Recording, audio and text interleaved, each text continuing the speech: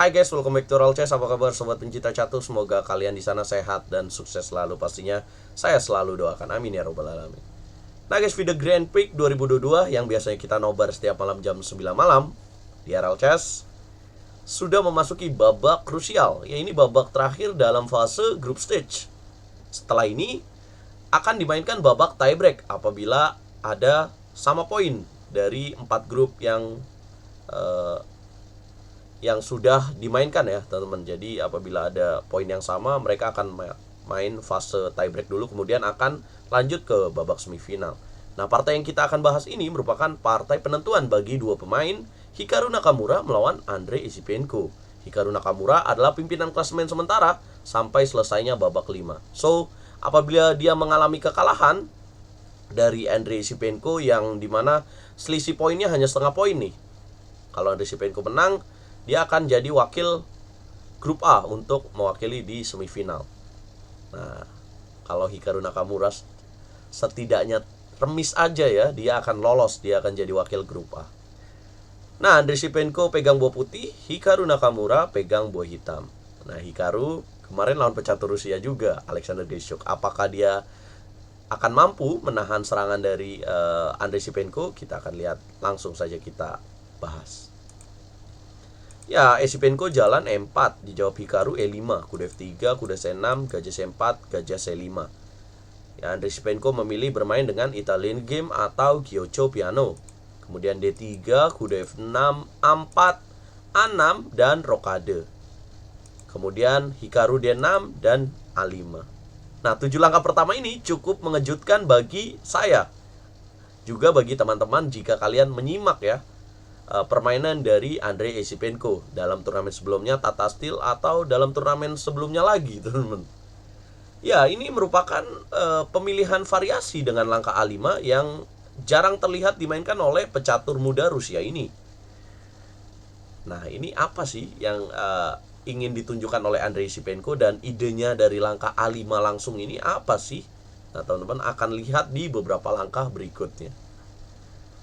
Nah, yang pasti ini merupakan racikan sebelum pertandingan dimulai. Ya, gajah A7 dimainkan Hikaru Nakamura dan C3, rokade H3. Kemudian H6 dan gajah E3. Nah, ini poin dari atau gaya serangan dari putih ya untuk melemahkan, menggembosi perwira lawan nih. Nah, ini yang sering dimainkan dalam Italian game. Karena kekuatan dari Italian game sebagai pemain hitam adalah gajah gelapnya ini. Ya, kemudian Hikaru benteng L8, menteri B3, menteri E7, kuda BD2 dan benteng B8. Nah, teman-teman udah lihat belum sampai langkah ke-12 ini? Apa maksud dari langkah A5 ini? Nah, kita bisa lihat ya bahwa dengan adanya pion A5, maka Esipenko di sini bisa setup serangan seperti ini, teman-teman. Yang ngebuat Hikaru Nakamura tidak bisa langsung menukarkan gajah terangnya. Dia harus menjaga dulu dengan benteng B8. Nah, putih juga di sini memiliki kesempatan untuk menukar langsung gajah gelapnya. Jadi, kalau teman-teman ingat di partai sebelumnya, Hikaru Nakamura nih kayak autopilot gitu ya lawan Alexander Grischuk. Dia cepet banget tuh jalan langkah-langkahnya. Sampai waktunya itu malah nambah. Yang tadinya dimulai dengan 1,5 jam, waktunya dia malah 1 jam 33 menit. Sedangkan lawannya Alexander Grischuk itu tinggal setengah jam, baru beberapa langkah. Yang berarti apa? Alexander Grischuk mungkin memberikan bisikan kepada pecatur mudanya, karena ini satu negara ya. Andrei Esipenko juga asalnya dari Rusia.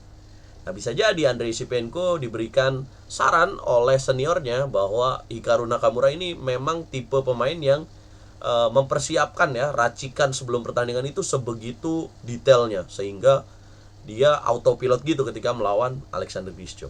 Nah, hari ini gantian Hikaru Nakamura sepertinya tidak familiar dengan langkah-langkah yang dipilih oleh Andrei Esipenko dengan bermain seperti ini. Terbukti sampai sejauh 12 langkah Hikaru Nakamura evolution bar-nya tidak menguntungkan dan tidak secepat langkahnya kemarin. Waduh.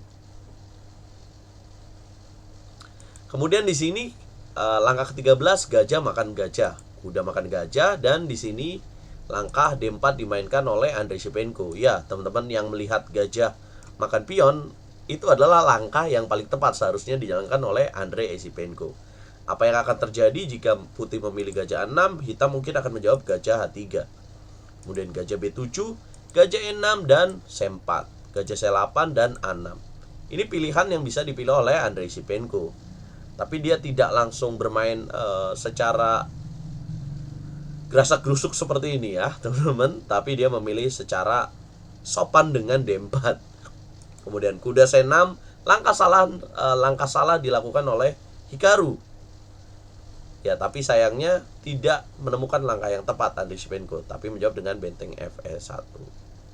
Nah, harusnya jalan apa sih pemain putih dalam diagram ini? Harusnya Andrei Esipenko jalan D5, teman-teman. Ini menurut evaluasi dari Stockfish. Ya, apabila kuda 7, gajah makan pion. Nah, gajah makan pion di H3, karena kalau langsung makan kan jatuh ya bentengnya. Gajah makan pion H3, gajah B7, gajah G4, kuda H2, gajah E2, dan A6. Ia memberikan benteng di petak F1, tapi dengan keunggulan A6 ini, satu pion promosinya akan membuat pertandingan enak untuk putih. Ya, kalau dimakan misalkan akan dimakan kembali. Akan dimakan dan kudanya akan manuver seperti ini. Atau bisa manuver ke petak F5. Ya, tapi itu tidak dipilih dan Esipenko memilih benteng Fe1. Gajah D7, langkah kurang tepat kembali dilakukan oleh Hikaru Nakamura. Harusnya dia langsung aja keluar dari tekanan dengan B5. Gajah D7, putih D5, kuda A7, gajah F1. Udah nggak bisa makan A6 ya, karena udah dijaga nih bentengnya. Kuda H7, C4, kuda G5, putih menteri E3.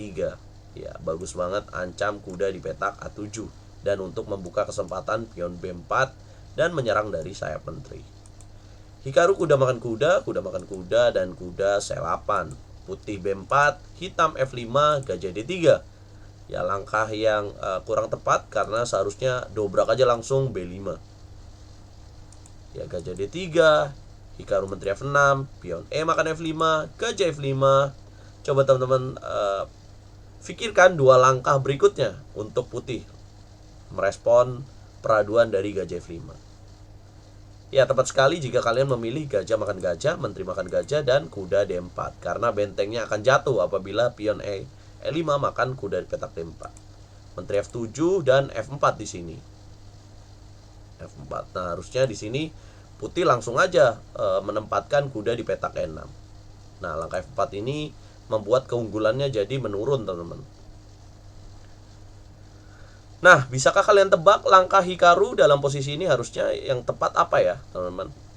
Karena ini langkah yang enak nih untuk kita bahas. Ya, mampu nggak kalian tebak puzzle dalam diagram seperti ini? Karena Hikaru langkah berikutnya salah loh, teman-teman. Dia menjalankan C6. Ini langkah tanda tanya dan membuat keunggulan dari putih jadi lebih besar lagi. Harusnya di sini ada langkah kuda B6, teman-teman. Ya, kasih kudanya gratis, tapi kalian tahu kan kalau misalkan pion E5-nya ini lagi ngancem kuda di petak D4. Dan dengan langkah kuda B6 ini, maka benteng di petak E8 yang tadinya gratis ya, kalau misalkan dia makan kuda, ini udah ada penjagaannya dari petak benteng B8. Nah, kalau misalkan di sini kuda E6, maka hitam pion E makan F4, menteri D4, dan kuda D7. Benteng E4, menteri F6, makan, kemudian makan, dan benteng B8. Nah, ini tipis nih keunggulan dari putih. Nah, kalau misalkan tadi dia milih makan kuda, maka di sini hitam makan kuda, dan makan pion B6. Malah seimbang jadinya, teman-teman. Karena menterinya juga ancam pion F4. Nah, ini berbeda ketika Hikaru jalan C6, membuat putih langsung makan pion E5. Nah, pion C makan D5. Ya, kenapa nggak makan benteng E5, teman-teman? Karena ada menteri G3 di sini. Peraduan yang menguntungkan. Apabila makan. Apabila makan D5, unggul satu pion hitam, tapi akan didorong pion C5. Ini yang menyulitkan berkembangnya buah dari Hikaru Nakamura. So, di sini pion C makan D5 juga langkah yang salah. Dan kemudian E6. Jadi langkah tepatnya apa ya dalam posisi sebelum C D5? Adalah pion D makan E5, teman-teman. Apabila kuda E6, dia akan kuda D6. Ini yang harusnya bisa dipilih oleh hitam. Ya, kembali lagi pion C makan D5 dan E6. Menteri G6, benteng F1 langkah kurang tepat. Harusnya makan pion D5, kuda E7 dan benteng F7. Ya sih, menempatkan benteng di baris ke-7. Biasanya cukup menyeramkan, tapi justru ini langkah yang kurang tepat. Kemudian pion D makan C4, Hikaru, benteng F1, raja H8, benteng 1 F3. Ya, saat keadaan sudah seimbang, Hikaru melakukan kesalahan teman-teman dengan kuda C6. Harusnya kuda D5 ya. Harusnya kudanya ke petak D5. Nah, tepat sekali langkah yang dipilih oleh Andrei Shipenko dengan menukar kudanya. Pion B makan kuda dan E7. Nah, saat keadaan sudah unggul, raja E7, menteri F4, benteng G8, Andrei Shipenko di sini melakukan kesalahan dengan benteng ke petak G3. Nah, harusnya apa sih yang dijalankan oleh putih adalah ambil pion di petak C4 ya. Karena tidak ada kerugian juga di sini, putih masih punya spot keunggulan di petak pion E7 ini. Ya, tapi benteng G3 yang dimainkan oleh Andrei Shipenko dan menteri E6. Ya, Hikaru langsung menjaga pion C4. Putih kembali lagi benteng E3, kembali lagi menteri G6. Ya sayangnya di sini benteng F8. Kembali lagi dua kesempatan ya. Kalau tadi di awal gajah 6 tidak diambil, 2 kali kesempatan. Andrei Shipenko ya membuang kesempatan kembali dengan tidak melakukan menteri C4. Saat posisinya kembali lagi nih benteng F8. Ya itulah Elite Grandmaster juga manusia ya teman-teman, diberikan 2 kesempatan dia tidak bisa menemukan langkah yang tepat. Benteng E8, benteng G8, raja G8, menteri C4. Ya menteri F7, menteri A6, benteng E7. Nah ini putih coba bermain dengan endgame menteri ya. Menteri C6 ini langkah yang kurang tepat, harusnya menteri C8 dulu. Nah ini putih coba menang dengan cara seperti ini. Menteri E1 raja 2, menteri B4, menteri D5 skak, raja H8, menteri A2. Nah hitam jalan menteri F4 skak, coba cari remis, menteri D4 dan A6. Jalan apa? Harus dijaga menteri A7 karena tidak ada skak dan H4 putih. Ya kira-kira hitam gimana sih teman-teman supaya nggak kalah dalam posisi ini juga permainan endgame ya. Basic ending yang teman-teman harus tahu nih. Ya, di sini harusnya kalian memilih D5. Ya, D5. Jadi ngeganggunya di sini hitam adalah dengan pion promosinya juga. Karena kalau diemin aja ini nanti putih bisa nge-set up untuk pion promosinya ya, teman-teman. Ya, menteri E2 dan menteri D4. Nah, di sini kenapa menteri D4 dimainkan? Karena membuat menterinya untuk mencari ini ya, mencari kesempatan untuk skak-skak terus, teman-teman. Cari remis dengan repetition move. Menteri A2, menteri A7, raja G2, dorong pion D4. Menteri E2, menteri D7. Nah, ini menteri E4, dorong D3, menteri B7, menteri D8. Ya, A7, D2, promosi dan ya, menteri D8, menteri D8 dan ya, hasilnya remis, teman-teman. Ya, Shipenko membuang kesempatan untuk lolos sebagai juara di grup A, teman-teman. Sayang sekali ya, banyak kesempatan dan banyak terbuang juga. Well, ini merupakan bisa dibilang ya, Nakamura temukan performa terbaiknya. Karena dia lolos dalam partai yang seharusnya ngeri banget ini. Ini luar biasa banget bisa lolos dalam bangunan yang cukup mengerikan ya. Ya itulah teman-teman, ini sejalan dengan apa yang dijalankan ya, yang diucapkan oleh Shipenko dalam turnamen Tata Steel beberapa waktu yang lalu, bahwa dia ya usianya masih muda dan dia sebenarnya banyak kali memiliki posisi yang bagus ketika lawan para elite grandmaster. Hanya di sini kata kuncinya adalah konsistensi memaintain posisi unggul ya. Dia sendiri yang bilang seperti itu, bahwa dia punya kesempatan yang banyak, punya posisi yang bagus ketika lawan elite grandmaster, tapi masalahnya keadaan berubah dan keunggulannya makin menipis, bahkan keunggulannya hilang, dan jadi malah remis seperti ini. Nah, dengan hasil remis ini maka Hikaru Nakamura lolos jadi pimpinan grup A ke semifinal. Dengan poin berapa? Dengan poin 4.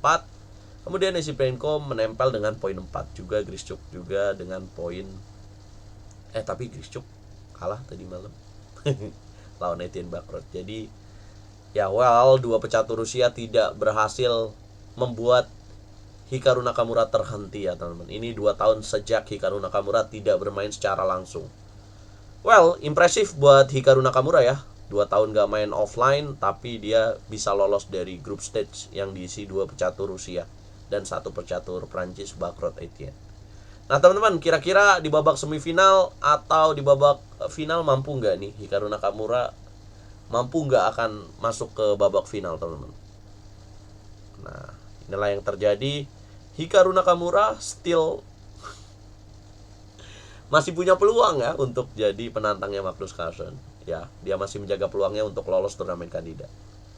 Nah, kalau kalian suka video ini, jangan lupa like, share, subscribe, dan komen. Kalau kalian gak suka juga boleh dislike. Dukung terus percaturan Indonesia, dukung terus RL Chess, Catur Yes, Indonesia Jaya.